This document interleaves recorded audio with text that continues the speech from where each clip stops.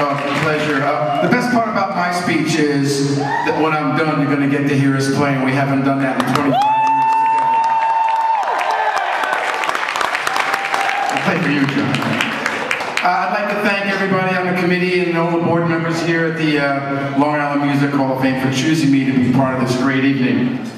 This is a great honor, and I truly, truly have respect for those who came in before me. And one in particular, I'm going into the Hall of Fame as a saxophone player, and the only other saxophone player that's in this Hall of Fame is John Coltrane. And he's not here.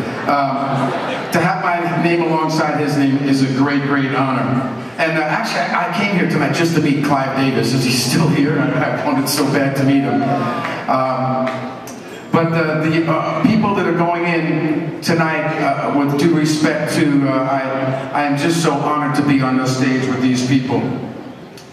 For me, tonight is one of the greatest moments of my musical career.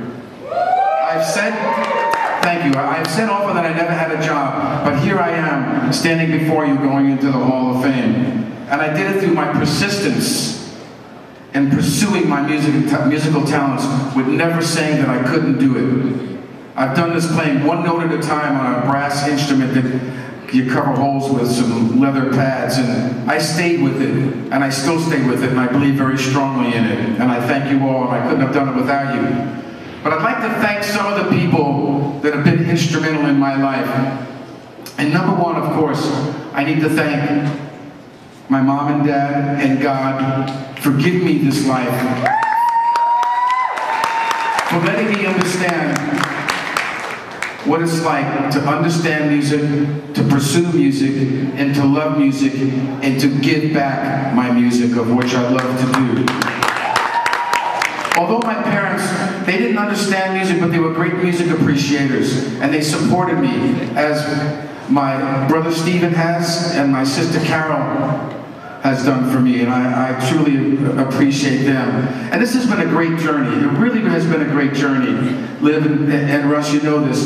And we couldn't have done this without Billy Joel asking us to be part of it. But as we became part of it, we were then the sum of this great pie. And I wish Billy was here tonight. I really do wish Billy was here tonight. He should have been here tonight, so I could have thanked him personally and said, thank you for letting me be part of your musical life.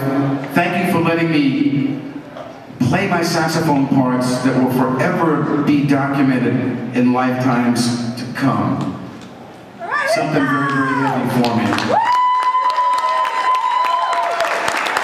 Also, as I listen to Doug and as I listen to Liberty and Russ say things about great Doug Stegmeyer, if it wasn't for Liberty DeVito and Russell and Doug and myself and all the rest of the people that helped, the home run management people, Elizabeth Joel, Jeff Schock, Dennis Offer, all those people, we all joined together to make this music happen, so 40 years later we could be talking about it. But I'd like to take a minute for the Stegmeyer family, because Doug Stegmeyer is here tonight.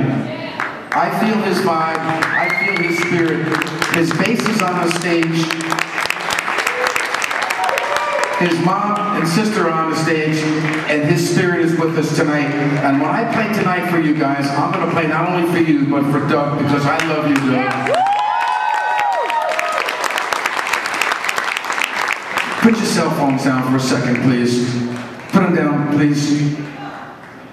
This number one person that got me through this, the number one person in my life that was there from the beginning, through all the good and all the trying moments, the number one person that has been there for me to show me how to love life, live life, and not destroy life.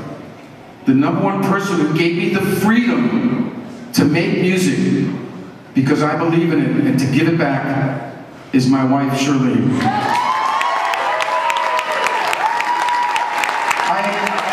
I accept this award, Cheryl, for you. I share this award for you 100%. Because there's no way I could have done this without you. There's absolutely no way I could have done this without you.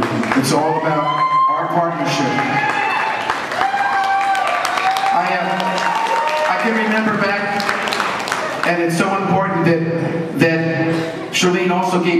gift of life, which was my son Aaron.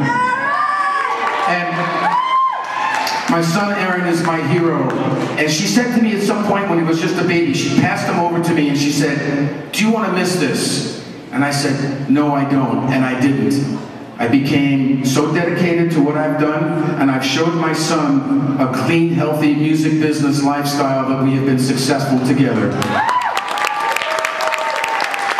And at this point, I couldn't be happier because his wife, Kristen, and him have given me the joy of my life, which is my grandson, C.O. Prince Cannata. Along with, thank you, Chris, Harry.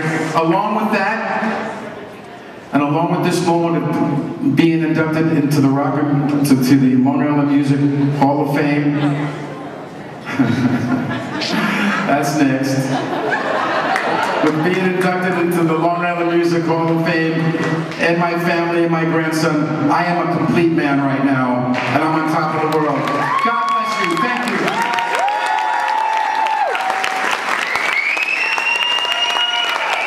Okay, hold on. How about a Billy Joel band, huh? Now, before we let them leave the stage to give us some musical history, we just received a message a little while ago from Billy Joel. Here's Jim Faith back to read it to you and to them. So here's a note from Billy to the Long Island Music Hall of Fame and to my 4 band members. Regretfully, I can't be there tonight due to a prior commitment, but I wanted to congratulate the musicians who recorded the Stranger album with me in 1977. I'm sure this is a special night for them and for their families. When I was preparing to record that album back then, I had just the right group to do it with. These weren't session men or famous big-name players. They were a seasoned band of road dogs, tough and stage smart from years of touring, both as an opening act and as headliners. Here in the US and in places as far away as Japan, Australia, New Zealand, and they played the songs I wrote better than any polished professional sideman ever did. Doug Stegmeyer, Russell Jabbers, Liberty DeVito, and Richie Cannata were continually on the road with me during the mid-70s, and they were the only guys I wanted to make that record with.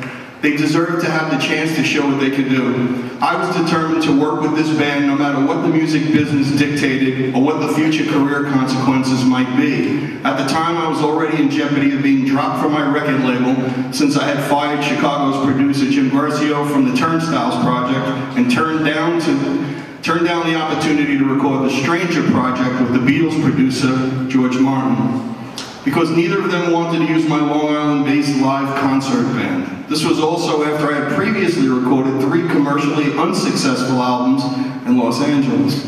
I needed a creative producer who could hear and translate what we did live in a recording studio. When Phil Ramone came to see our show in 1976, he had never seen us play together before. He witnessed us playing to a New York audience at Carnegie Hall after playing all over the world for an entire year. He got it immediately. He recognized that this group of musicians playing those songs at that moment in time was a key performance, dynamic, essential to making the Stranger album project an artistic and commercial success. He was right. He wanted to capture the fun and the raw energy he saw at that concert, and his instinct about what we were capable of exceeded even our own hopes and expectations. After The Stranger was released, people began to recognize that the Long Island sound wasn't just a body of water. These musicians conveyed the intensity and the spirit of their own life experiences in that album for the rest of the world to hear and appreciate. I'm very proud to have worked with them on that record, as well as so many other recording projects that we did together. They truly deserve this award from the Long Island Music Hall of Fame. Congratulations to you all, Billy Joel.